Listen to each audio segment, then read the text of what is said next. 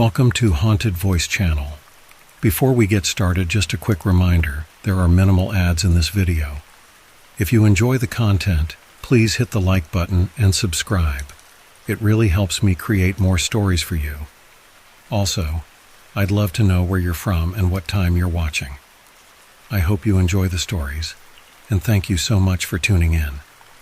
Now, let's get started. I should have known better than to agree to a camping trip in a place like Devil's Hollow.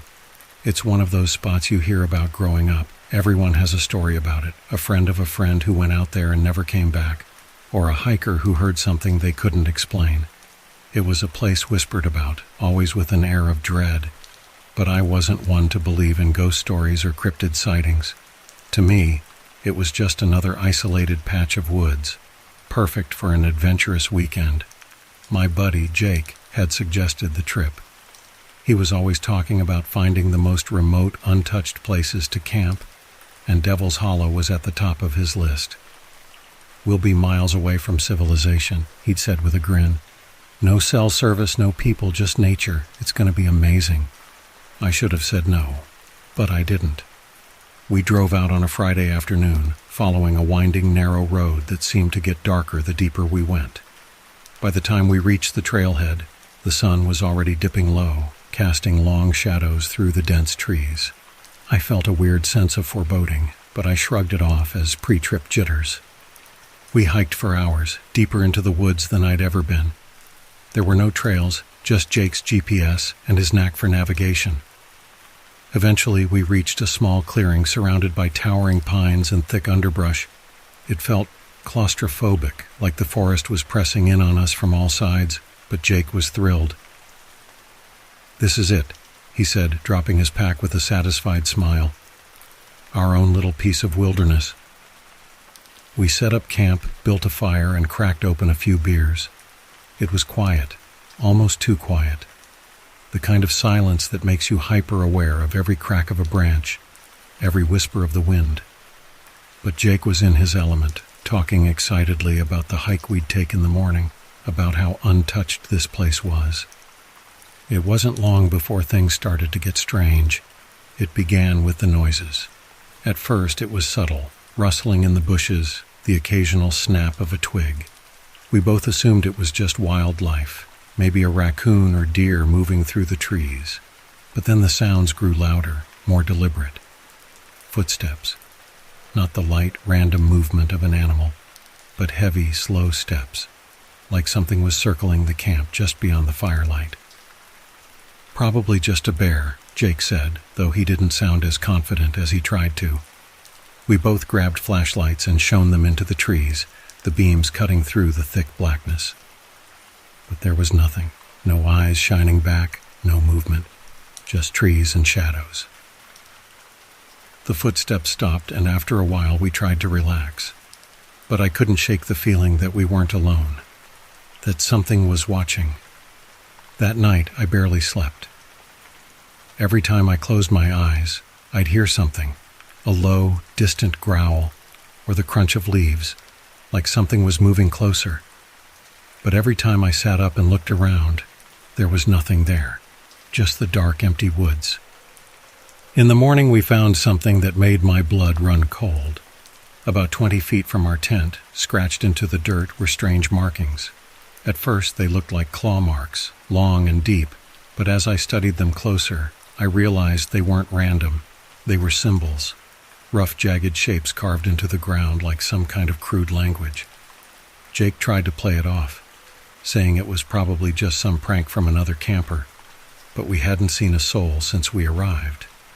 No one should have been out here, and I wanted to leave right then and there, pack up and get the hell out. But Jake, always the adventurous one, insisted we stay. "It's probably nothing," he said, though I could tell he was shaken too. "We came all the way out here. Let's not let some weird markings freak us out." So, against my better judgment, I stayed. The day was uneventful, though the feeling of being watched never went away.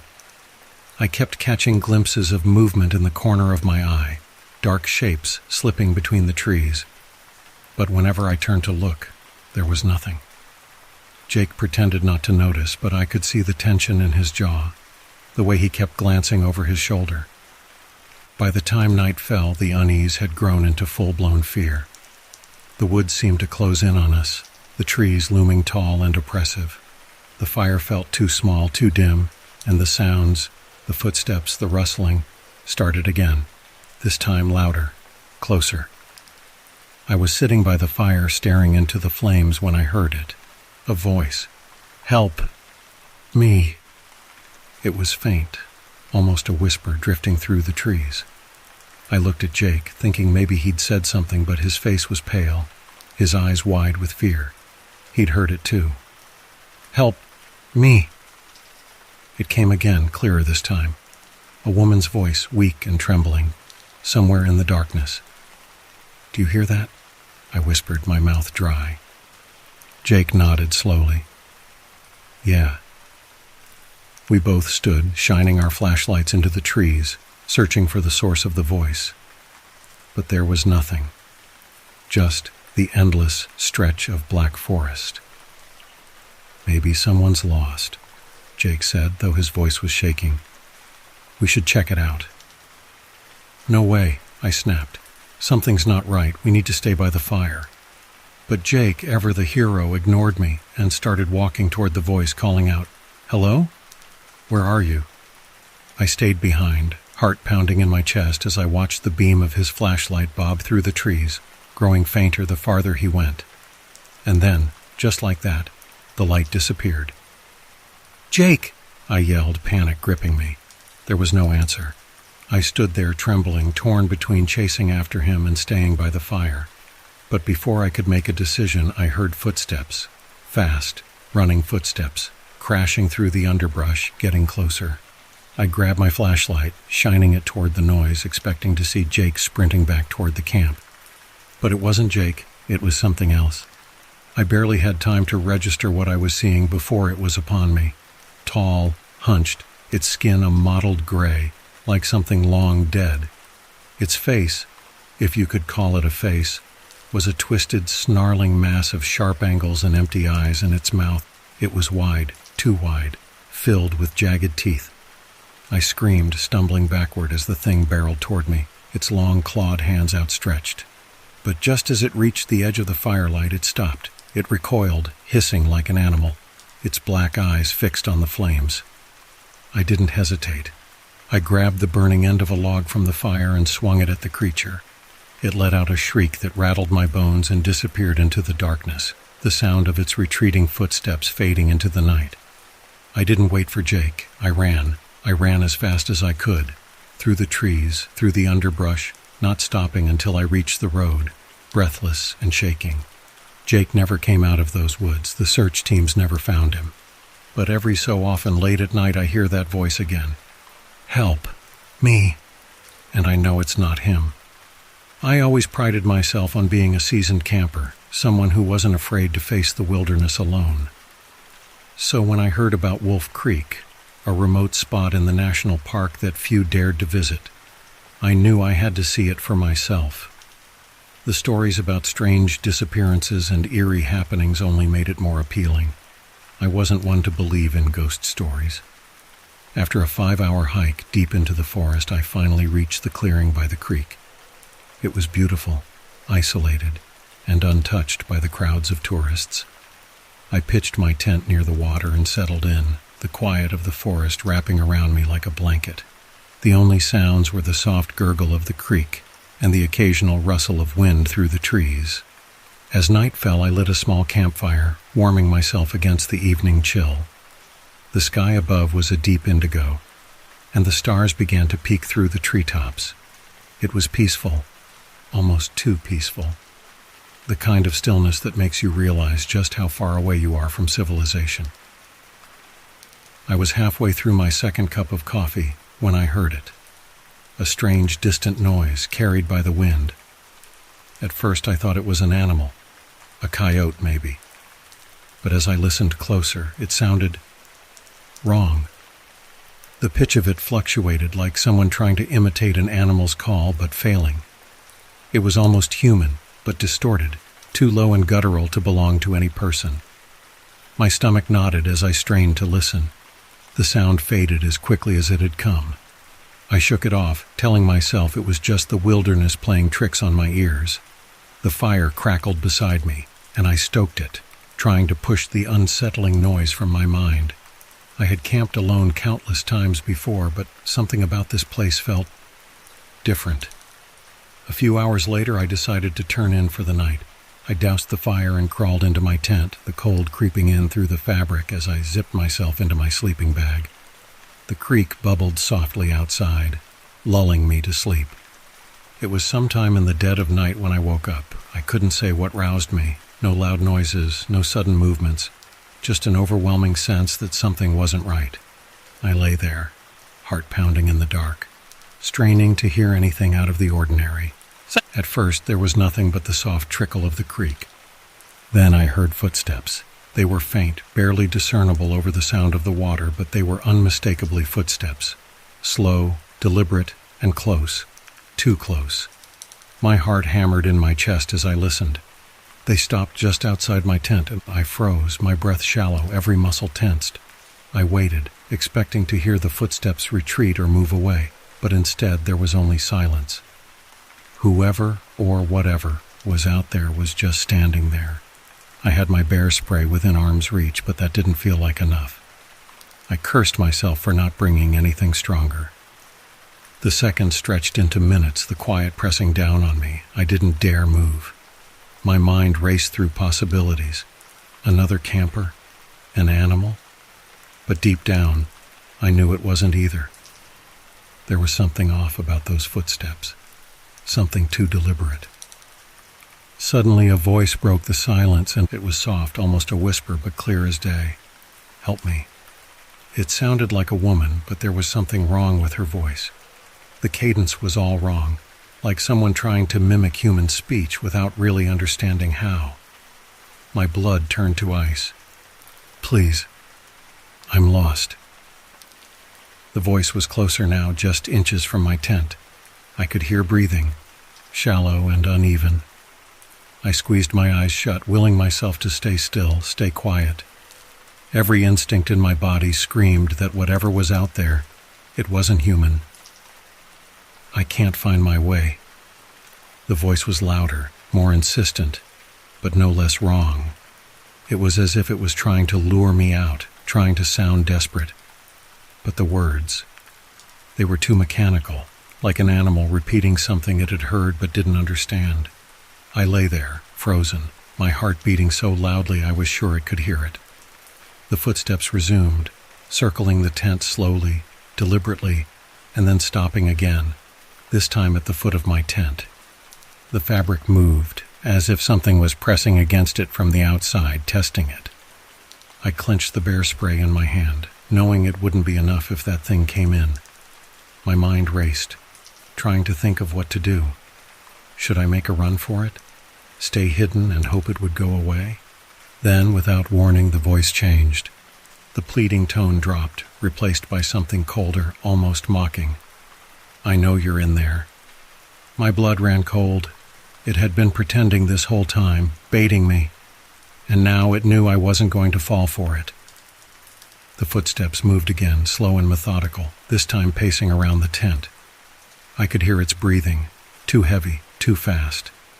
Then, suddenly, the tent shook violently, as if something had struck it hard from the outside.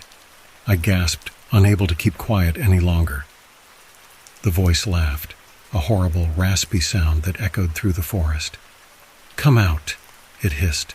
"Come out and play." I couldn't take it anymore. I scrambled for my pack, yanking it open to grab the small hunting knife I always carried. My hands shook as I gripped it, and I waited, listening to the sound of footsteps as they continued their slow, deliberate circle around my tent. And then, just as suddenly as it had started, the noise stopped. The night was silent again. I held my breath, every muscle tense, waiting for the next sound, the next move. But there was nothing, just the soft gurgle of the creek and the rustling of leaves in the wind. I didn't sleep the rest of the night. I stayed awake, clutching the knife, waiting for the thing to come back. But it never did. At first light, I packed up camp as quickly as I could, not bothering with breakfast or even a fire. I just wanted to get out of there as far away from Wolf Creek as possible. As I hiked back through the forest, I kept my eyes on the trees, half expecting to see something watching me from the shadows. When I finally made it back to the park's entrance, I ran into one of the rangers. He gave me a curious look as I approached, probably noticing how pale and shaken I was. "You all right, man?" he asked. I hesitated before answering. "Have you heard anything strange about Wolf Creek?" I asked. He frowned, scratching the back of his head. "Wolf Creek? Not many people go out there anymore. Why?" I shook my head, still trying to make sense of what I had experienced. "Just something weird last night, like someone was out there walking around my camp. Sounded like they were asking for help." The ranger's expression darkened. "You're not the first one to say that. A couple of hikers mentioned hearing the same thing last season. But here's the thing. There hasn't been anyone officially reported missing near Wolf Creek in years." I swallowed hard, feeling the weight of his words. "Whatever's out there," the ranger added, "it's not a lost hiker." The forest had always been my escape, a place where I could lose myself in the quiet, away from the noise and stress of everyday life. So when my best friend Matt suggested a weekend camping trip in Black Pine Forest, I didn't hesitate. It was remote, sure, but that was the appeal. No cell signal, no distractions, just us, the trees, and the stars. It was 4 of us, me, Matt, his girlfriend Jess, and her brother Luke. We'd been on trips together before, but this one felt different. The moment we passed the faded sign marking the edge of Black Pine Forest, the air seemed heavier, thicker. The trees stood taller here, their branches twisting in strange, unnatural ways that seemed to blot out the sky. We joked about how eerie it felt, laughing nervously as we hiked deeper into the woods, but there was an unspoken tension in the group. The deeper we went, the quieter the forest became. No birds, no wind, just the sound of our footsteps crunching through the underbrush. By the time we found a clearing to set up camp, the sun was already dipping below the horizon, casting long shadows across the forest floor. We built a fire, but it didn't seem to chase away the cold like it usually did. Something about the night felt off. As we sat around the fire, roasting marshmallows, we heard it, a distant sound, like a branch snapping. We all paused, glancing at each other. Luke, the skeptic of the group, brushed it off as an animal, probably a deer, but it didn't sound like any animal I'd ever heard. It was too deliberate, too close. "Maybe we should have picked a different spot," Jess muttered, half joking. "This place gives me the creeps." Matt laughed, trying to lighten the mood. "Come on, it's just a forest. What's the worst that could happen?" As if in response, there was another snap, closer this time. Luke stood up, shining his flashlight into the trees. "See? Nothing but a bunch of—" He stopped mid-sentence, his light frozen on something in the distance. His face went pale. "What the hell is that?" We all turned, following the beam of his flashlight. At first I didn't see anything, just more trees. But then I noticed it, a figure standing between the trunks. It was tall, unnaturally tall, and its skin was pale, almost translucent. It didn't move, didn't make a sound, just stood there watching us. Matt was the first to speak, his voice low. "Is that a person?" None of us responded. We were too stunned, too terrified. The figure shifted slightly, its head tilting in a slow, unnatural way, like it was trying to decide what we were. "Guys," Jess whispered, "we need to get out of here." Before any of us could move, the figure stepped forward, revealing long, twisted limbs that bent in ways they shouldn't. It was humanoid, but not quite. Something about it was all wrong, like it had been stitched together from nightmares. We bolted. Grabbing what we could, we ran deeper into the forest, the figure's presence pressing against our backs like a physical weight. The trees seemed to close in on us, their branches clawing at our clothes and skin as we stumbled through the underbrush. We didn't stop until we couldn't run any farther, collapsing in another small clearing, gasping for breath. But the figure was gone. Or at least, it seemed to be. "What the hell was that thing?" Matt panted, his face slick with sweat. "I don't know," Luke muttered, shaking his head. "But we're not sticking around to find out." We tried to retrace our steps to get back to the car, but the forest didn't seem to want us to leave. The paths we thought we had come down were gone, swallowed by the undergrowth. Every tree looked the same, and no matter which direction we went, we always ended up back in the same clearing. That's when we saw the tracks, huge clawed footprints like something straight out of a nightmare, pressed deep into the soil around the clearing. They weren't there before, I was sure of it. And they weren't human. "Okay," Jess said, her voice trembling. "This is officially messed up." We agreed to stay together, huddling around a small fire we built with the little dry wood we could find. Night fell quickly, and with it the sense that something was watching us from just beyond the light of the fire. Then came the noises. At first it was subtle, branches creaking, leaves rustling, but soon it escalated. Low growls, like something huge prowling in the shadows, circling us. We couldn't see it, but we knew it was there. And then, just when we thought it couldn't get worse, the ranger appeared. He walked into our camp as if nothing was wrong, his flashlight cutting through the dark. His uniform was crisp, his face calm. Too calm. "Everything all right here, folks?" His voice was low, soothing, but there was something off about him, something that made my skin crawl. "We need to get out of here," Luke said, his voice shaking. "There's something in the woods." The ranger smiled, but it didn't reach his eyes. "Oh, I wouldn't worry about that. These woods, they can play tricks on you." He crouched down by the fire, poking at it with a stick. "You'll be safe as long as you stay by the fire."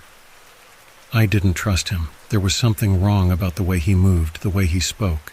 I noticed his hands, too large with long fingers that ended in sharp black nails.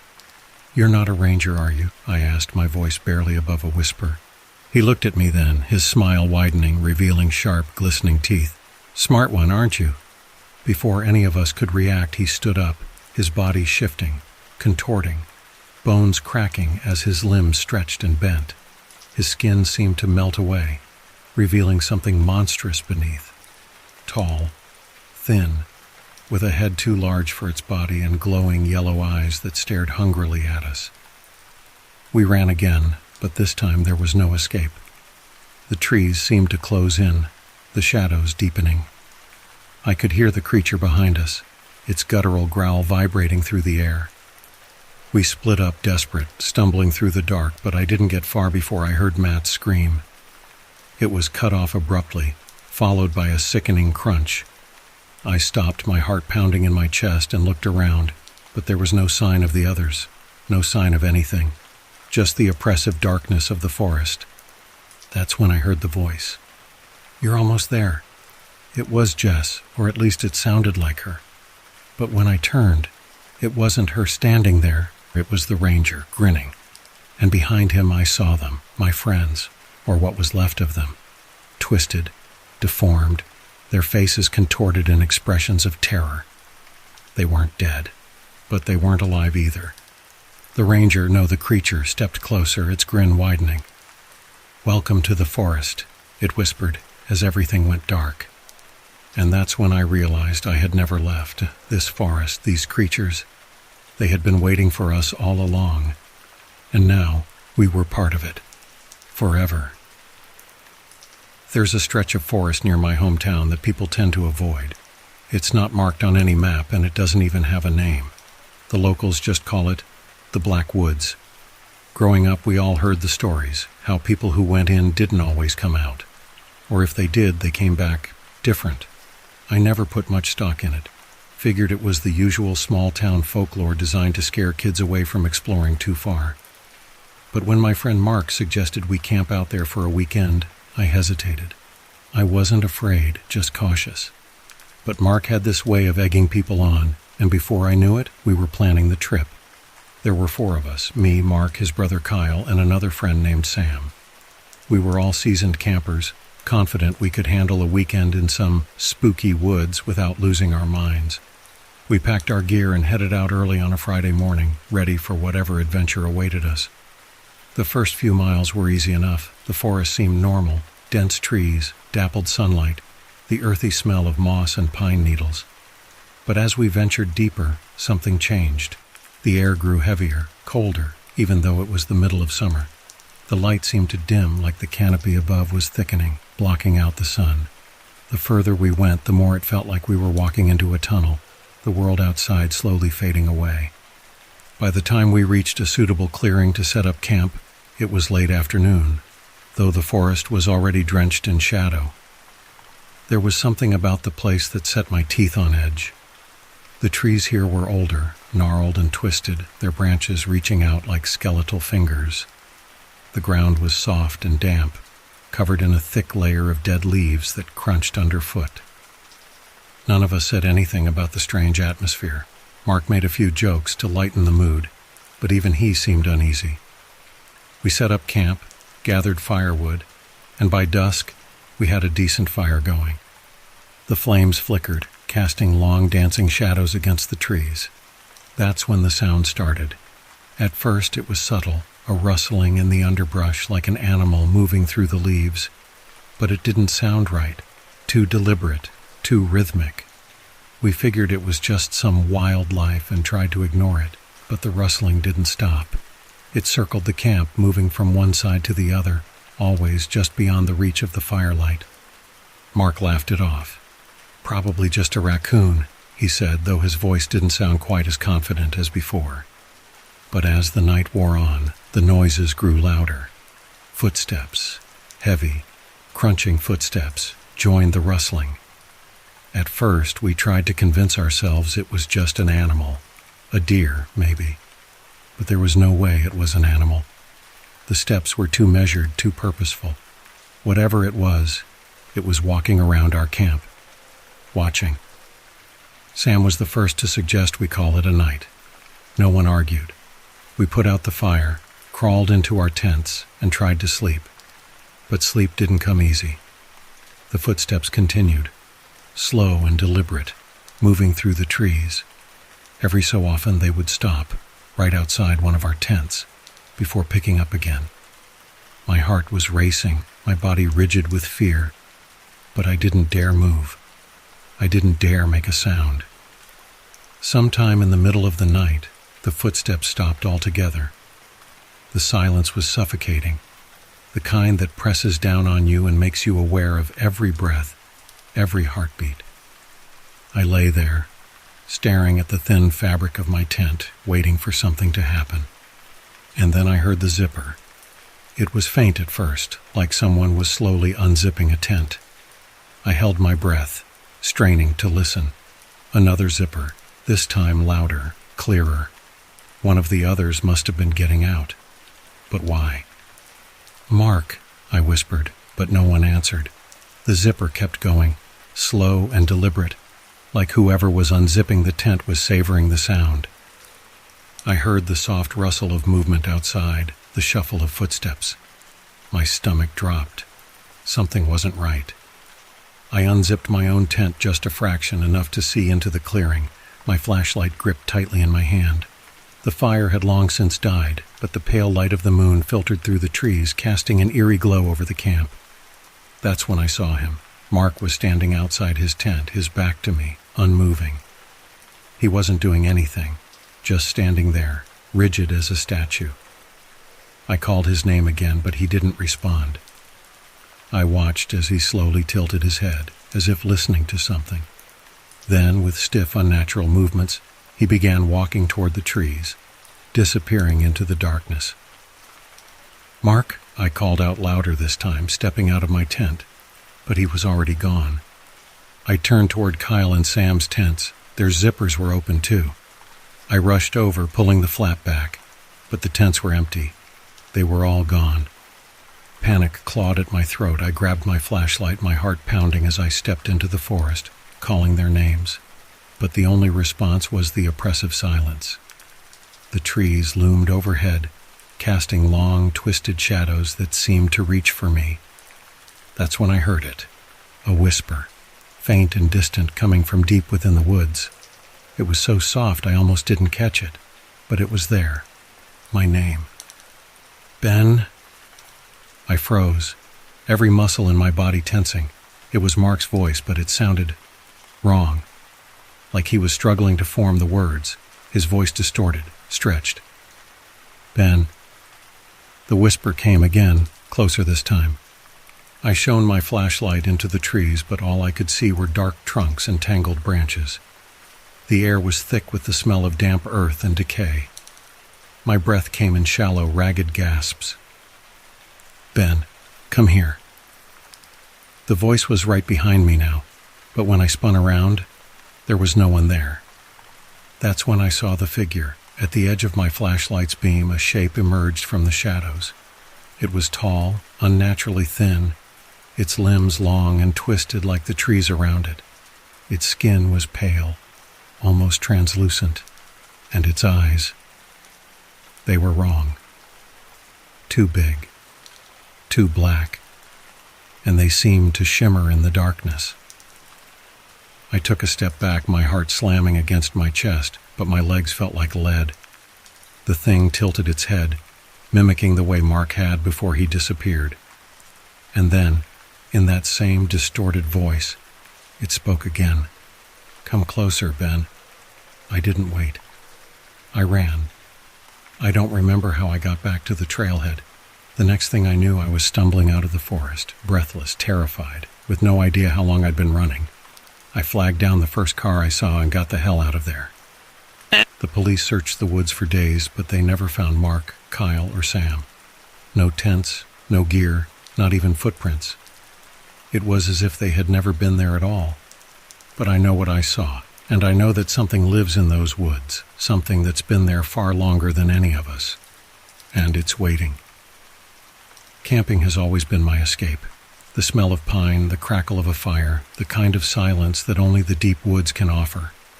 It's where I go to clear my head. This trip was supposed to be no different.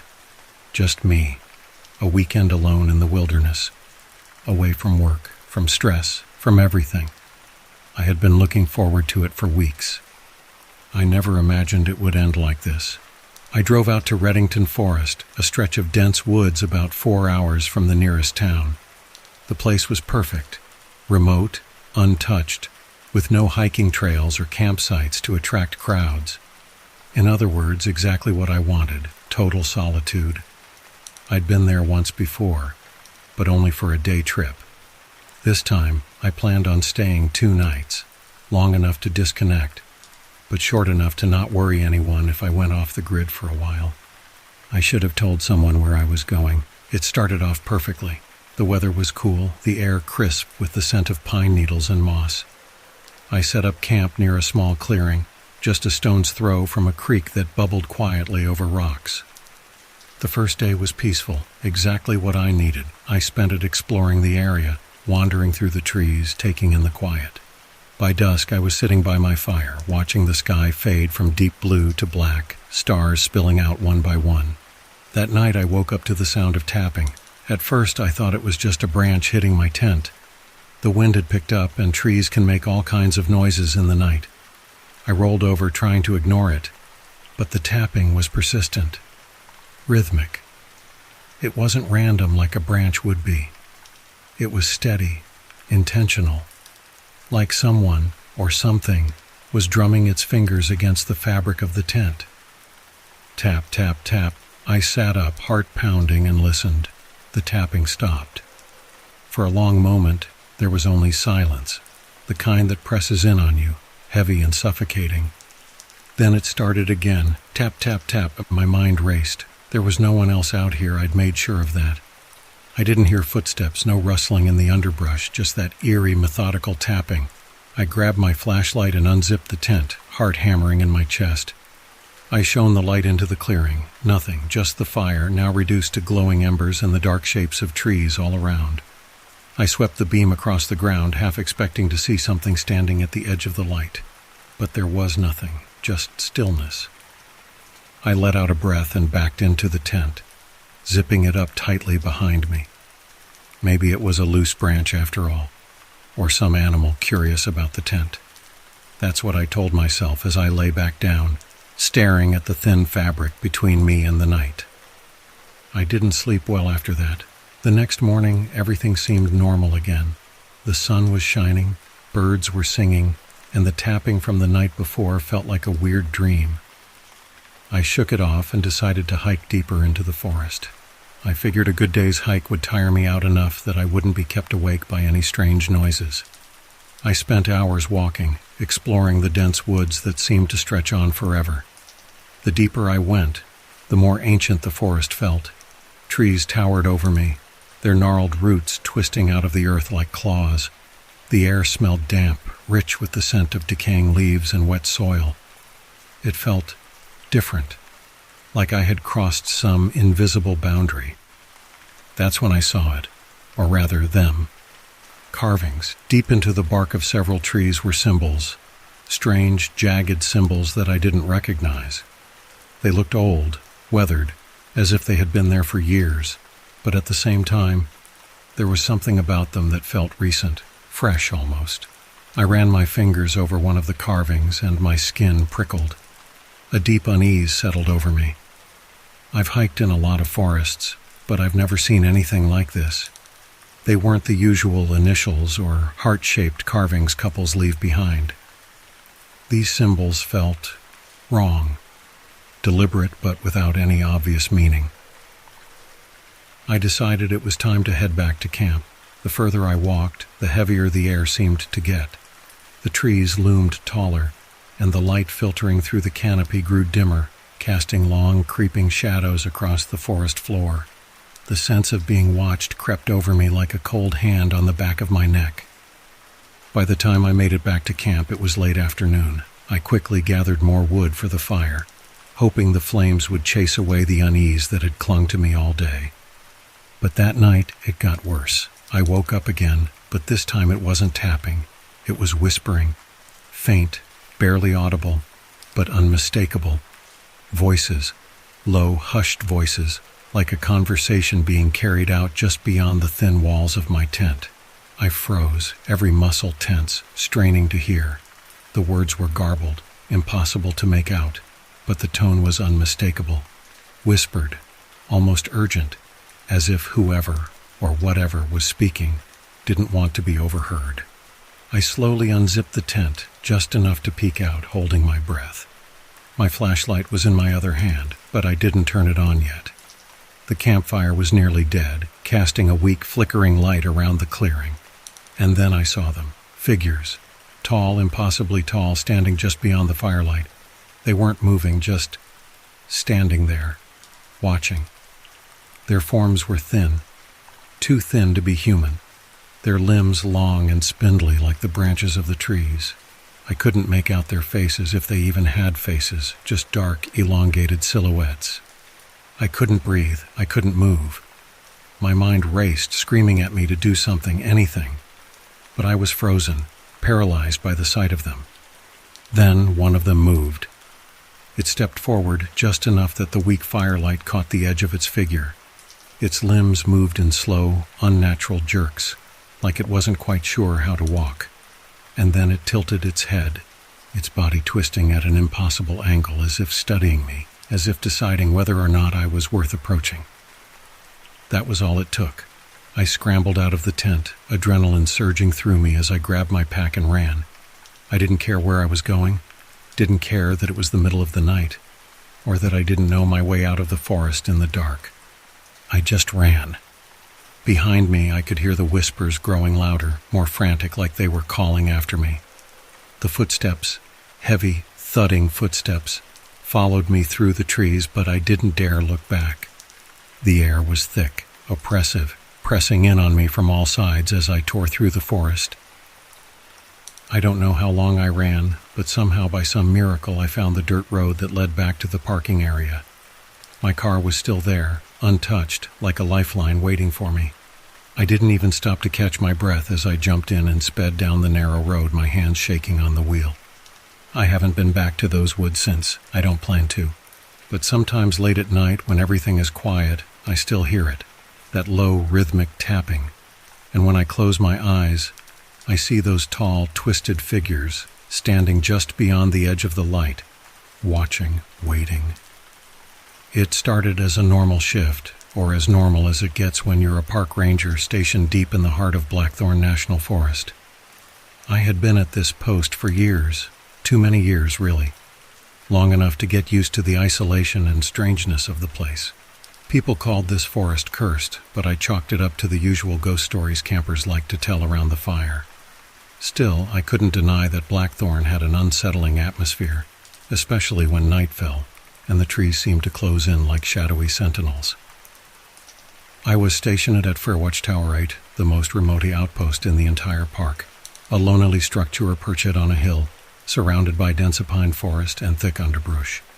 It was nearly a mile to the nearest road, and the last time I had seen another person was 2 days ago. I didn't mind.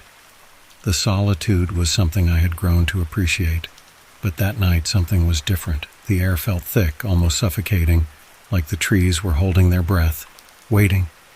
My shift began like any other. I grabbed my radio and did the usual check-ins with the other towers, but there was no reply. I wasn't surprised. Communication often went down in these parts. Still, something nagged at me. I couldn't shake the feeling that something was watching, something old and hungry. Around midnight, I decided to take a walk. The air was unnaturally cold for late summer, and a mist had started to roll in, creeping through the trees like fingers of smoke. My flashlight cut through the fog, but it wasn't much help. Everything beyond its narrow beam felt wrong, like the forest had shifted somehow, become unfamiliar. I kept to the main trail at first, but a faint sound caught my attention. Whispering.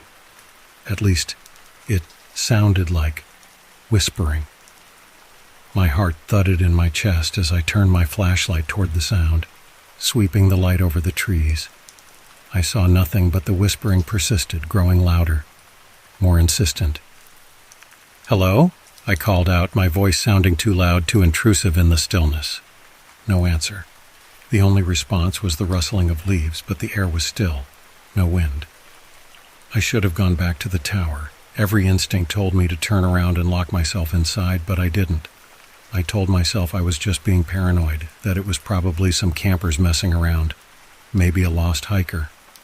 I pressed on. The deeper I went, the stranger things became. The forest grew unnervingly quiet. No chirping of crickets, no rustling animals, just silence. And then I smelled it. A foul, acrid stench, like rotting meat left out in the sun. It was so strong I gagged, covering my mouth and nose. I swept my light around, desperate to find the source, and that's when I saw it. A figure barely visible through the fog, standing just off the trail. "Hey!" I called out, feeling a mixture of relief and fear.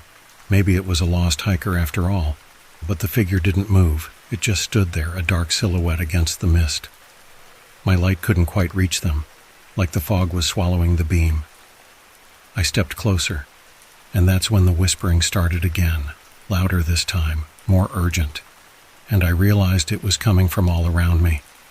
Dozens of voices, speaking in a language I couldn't understand. The figure took a step forward, and my blood ran cold. It wasn't a person.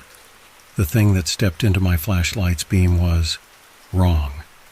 Its body was twisted, elongated, skin pale and stretched tight over bones that jutted out at impossible angles. Its face, or what should have been a face, was a mass of shifting features, like it couldn't decide what it was supposed to be. Eyes blinked in and out of existence, too many and then none at all, mouths that gaped and snarled and disappeared. I stumbled back, my heart hammering in my chest. This wasn't real. It couldn't be real.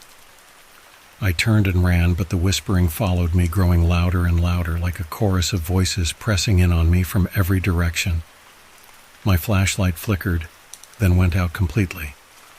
I was running blind now, my breath coming in ragged gasps, the mist thickening, turning the forest into a maze of shadows and shapes. And then the forest shifted. One moment I was on the trail, and the next, I wasn't. The trees around me were unfamiliar, twisted into unnatural shapes, their branches like skeletal hands reaching for me. I didn't know where I was anymore. Panic set in as I realized I couldn't find my way back. But the worst part was the noise, the soft padding of something following me, its footsteps impossibly light, yet constant. I dared a glance over my shoulder and saw it. A dog. At least it looked like a dog at first, but as it drew closer I realized it was too big. Its eyes glowing an unnatural red in the darkness, teeth too long and too sharp. It moved in jerky, unnatural motions, as if it were trying to mimic a real animal, but didn't quite know how. I ran harder, crashing through the underbrush, branches slashing at my arms and face. The whispering grew louder, mingling with the thing's growls. I was losing ground, my legs burning, lungs screaming for air. Then I saw it, the fire watch tower barely visible through the trees. I was so close. I pushed myself harder, ignoring the burning in my muscles, ignoring the thing that was nearly on top of me. I burst into the clearing and sprinted for the tower, throwing myself up the steps 2 at a time. I slammed the door shut behind me, bolting it with shaking hands. For a moment I stood there, gasping for breath, listening. Nothing. Just silence. I let out a shaky laugh, relief flooding over me. Maybe it was gone, whatever it was. Maybe I was safe. I sank into the chair by the window, staring out into the fog-drenched forest. And then I heard it. A knock at the door, slow, deliberate. 3 knocks. My blood turned to ice. There was no one out there. I knew that. There couldn't be anyone out there. The knock came again. I stood up slowly, heart pounding in my ears, and crossed the room to the door. My hand trembled as I reached for the bolt. Something wasn't right. The whispering had stopped. The footsteps had stopped. But the knock came a 3rd time, louder, more insistent. I took a deep breath and opened the door. Standing there, in the doorway, was me. A perfect, distorted reflection. Same uniform, same face, except its eyes were all wrong. Hollow. Dark. It smiled, a grotesque imitation of my own smile, and then it whispered, "You've been replaced." Before I could react, it lunged and everything went black. When I woke up, I was in the woods, the mist swirling around me, the fire watch tower in the distance. But I couldn't move. My limbs felt heavy, like I was trapped in someone else's skin. And that's when I realized I wasn't me anymore. I was trapped inside, watching helplessly as it walked back toward the tower, toward my life. And no one would ever know. It was supposed to be a simple weekend camping trip, a chance to unplug, get some fresh air, and finally experience the stars without the light pollution of the city. My buddy Jake and I had planned it for weeks, scouring Google Maps for the most secluded spot we could find. We finally settled on a stretch of forest about 3 hours north of the city, a place no one seemed to know or care about. It was perfect. Just trees, a lake, and silence. We left Friday afternoon, the car packed with gear and food. The further we drove, the narrower the road got, until eventually we were on nothing but a dirt trail, bumping along through the trees. There was no cell service by the time we reached the edge of the lake, just an expanse of dark water surrounded by dense, towering pines. It was quiet, eerily quiet. But that's what we wanted, right? I remember the sun was setting by the time we set up camp. The sky turned a deep, bruised purple, the kind of color you only see in the wilderness. The lake looked black, completely still, like a mirror reflecting the trees that crowded its shores. There was something about it that made me uneasy, but I pushed it down. I didn't want to seem paranoid. Besides, it was just a lake. Jake lit a fire, and soon the crackling of the flames filled the air, driving off some of the oppressive silence. We talked for a while, cracking open a couple of beers and joking about how this was the perfect spot for a horror movie. Neither of us knew how right we were. It started small, a rustling in the woods just beyond our campsite. It was subtle at first, like the wind brushing against the leaves, but there was no wind. The night was still. I glanced at Jake, but he didn't seem to notice, or maybe he was pretending not to. He was always the type to brush off weird things. Still, I couldn't shake the feeling that something, or someone, was out there, watching. When the rustling got louder, I couldn't ignore it anymore. "Did you hear that?" I asked, my voice coming out quieter than I intended. Jake shrugged. "Probably just a deer or something. Relax, man. We're in the middle of nowhere. Nothing out here but animals." But it didn't sound like an animal. It sounded like footsteps. Heavy, deliberate, crunching through the underbrush. Closer now. "Yeah, maybe," I said, but I could feel the hair on the back of my neck standing up. I stared into the darkness, the firelight flickering and throwing shadows against the trees. I kept telling myself it was nothing, just my imagination playing tricks on me.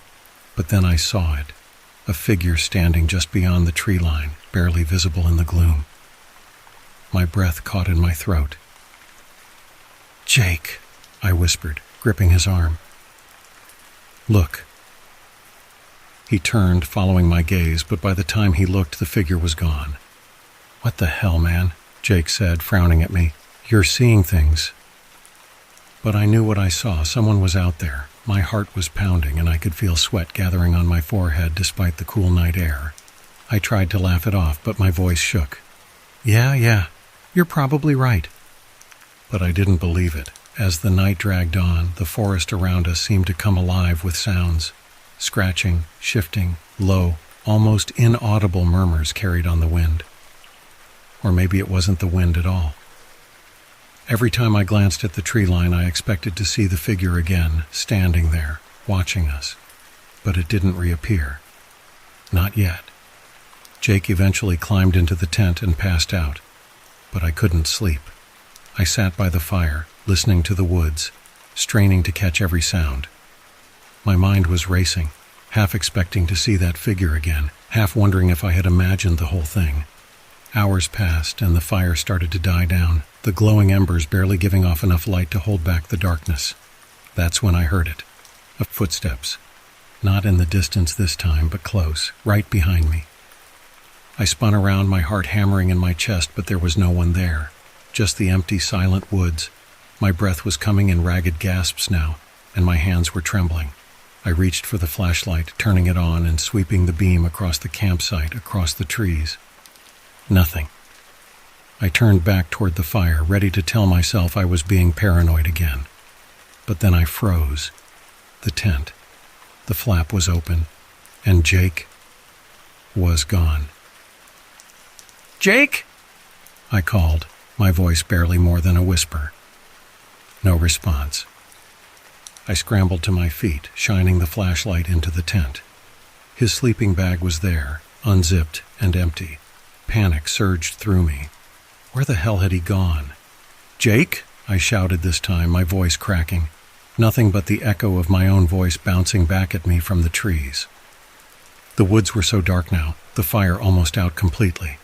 I shone the flashlight around, desperately searching for any sign of him, but it was like he had just vanished. And then I heard the breathing. It was soft at first, barely audible over the thudding of my heart. But it was there, heavy, labored, coming from somewhere just beyond the fire's light. My pulse quickened, my body tensing. "Jake?" I called again, though I knew it wasn't him. The breathing grew louder, closer, and then I saw it. A shadow. Not Jake, not human. Something tall, its shape barely visible at the edge of the trees, watching me. Its breath rasped in the cold air, slow and deliberate. My stomach turned as I realized it wasn't alone. More shapes emerged from the shadows surrounding me, their forms indistinct but wrong. Bent, twisted. I backed toward the tent, my mind racing. I had no idea what to do, no clue what they were. Then, without warning, the closest one moved. It lunged forward faster than I thought possible, and before I could react, it was on me. I hit the ground hard, the flashlight skittering away into the darkness. For a moment, everything was a blur of shadows and cold hands, pulling, dragging. I screamed for Jake, but my voice was swallowed by the night. I was pulled toward the woods, my legs kicking, fingers clawing at the earth, and then the thing stopped. I blinked, gasping for breath, and looked up. The figures had stepped back, melting into the darkness as if giving me a chance. The fire flared for a brief second, and that's when I saw him. Jake. He stood at the edge of the clearing, his face pale, eyes wide and vacant. He wasn't moving. "Jake!" I called, scrambling to my feet. But he didn't respond. He just stood there staring at me, his mouth slightly open like he wanted to speak but couldn't. And then slowly, his lips curled into a smile, a wide, unnatural grin that split his face from ear to ear. "Come on, man," Jake's voice finally came, soft and broken. "It's your turn." That's when I realized the horrifying truth. Jake wasn't Jake anymore, and whatever had taken him was coming for me next. I should have known better. It was supposed to be a quiet weekend getaway, just me and my brother Mark, a simple camping trip, nothing fancy, hiking during the day, campfires at night, and no responsibilities in between. It was something we hadn't done since we were kids, and I was looking forward to disconnecting from the grind for a couple of days. We chose a spot deep in the woods, a place Mark had heard about from some guys at work. They called it the Hollow. According to them, it was the perfect campsite. Remote, untouched, and completely off the beaten path. No other campers, no noisy tourists, just us and nature. The drive took hours, deeper into the forest than I'd ever been. As we neared the campsite, the road became little more than a dirt trail winding through the trees. It was beautiful, sure, but something about the woods felt wrong. The trees were taller than I'd expected, their trunks twisted in unnatural shapes, like they had grown under constant strain. But I didn't say anything. Mark was excited, and I wasn't about to ruin the mood with some gut feeling. By the time we reached the clearing and set up camp, the sun was starting to set. The place was gorgeous, no doubt about it. The clearing sat at the edge of a small hill, overlooking the dense forest below. The air was crisp, and the sky was slowly turning shades of orange and pink. It should have been peaceful. But something was off. It started with the silence. After we set up the tent and started the fire, I realized I couldn't hear any birds. No animals. No wind rustling through the leaves. Just the crackling of the fire and the occasional snap of a branch underfoot. Mark didn't seem to notice, or maybe he just didn't care. He was too busy cracking open beers and talking about how great it was to get away from everything. But as the sun sank lower, the unease crept in, gnawing at me. I felt like I was being watched. You know that sensation, like someone's eyes are on you, just out of sight. I kept glancing into the trees, trying to shake it, but I couldn't see anything out of the ordinary, just the forest, growing darker by the minute. After a while, Mark suggested we hike up to the ridge a little higher up to get a better view of the sunset. Reluctantly, I agreed. We grabbed our flashlights, just in case, and started walking up the hill. The forest was dense, the trees closing in around us as we moved further from the clearing. The silence was almost unbearable now, like the world was holding its breath. Halfway up the trail, we came across something strange, a large tree, its bark stripped completely off, leaving it pale and smooth like bleached bone. That wasn't the weird part, though.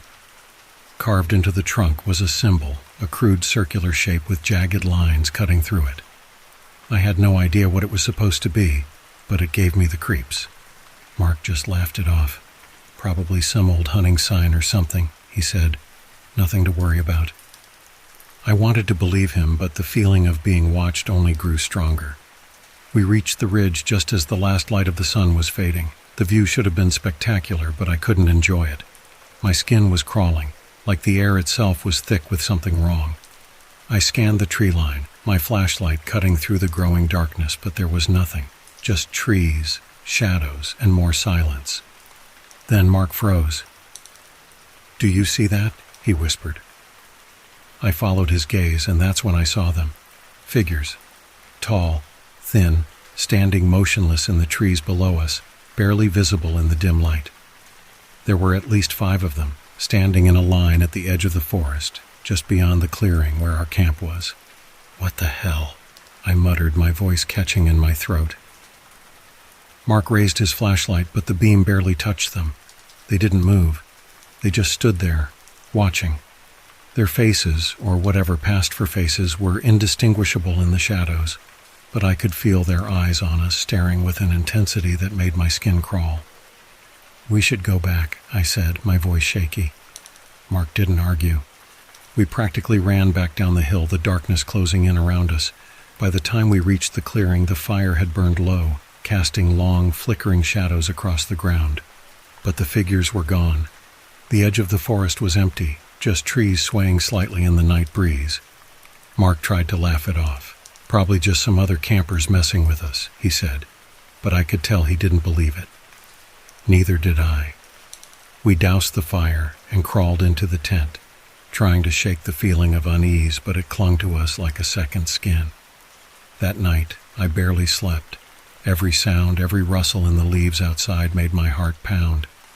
Around 2 a.m., I woke up to a sound, whispers. Faint, barely audible, like someone was standing just outside the tent, talking in low voices. I held my breath, listening. The words were unintelligible, distorted, but I could tell there were multiple voices, and they were getting closer. I nudged Mark, but he was already awake, his eyes wide with fear. He'd heard them too. Without saying a word, we grabbed our flashlights and slowly unzipped the tent, peering out into the night. The campfire was completely out now, the darkness nearly impenetrable. But the whispers, they were everywhere, coming from all sides, surrounding us. I shined my flashlight toward the trees, and that's when I saw them again. The figures. Taller than before, impossibly tall, their limbs long and thin, like they'd been stretched. They stood at the edge of the clearing, motionless, their faces still hidden in the shadows. But this time there were more of them, dozens, all standing perfectly still, just watching us. The whispers grew louder, rising in pitch until they were all I could hear, filling my head with a cacophony of unintelligible voices. I grabbed Mark, my heart hammering in my chest. "We need to go. Now." We didn't bother packing up. We just grabbed our bags and bolted for the car, running through the dark, the figures never moving, but somehow always just on the edge of our vision. The whispers followed us, growing louder and louder, until they were almost screams echoing in the trees. We reached the car, and Mark fumbled with the keys, his hands shaking. We jumped inside, and as the engine roared to life, I glanced back at the clearing. The figures were standing at the edge of the road now, impossibly tall, their faces still hidden in shadow. But just before Mark floored the gas, I saw one of them move, its head tilting slightly to the side, like it was acknowledging us, like it was smiling. We didn't stop driving until we were miles away, the trees thinning out as we approached the main road. The whispers were gone, the night silent once again. But the feeling, that feeling of being watched, it never left. We never went back to the hollow, and we never talked about it again. But sometimes, late at night, when I'm alone in my apartment, I hear them, the whispers, and I know they're still watching.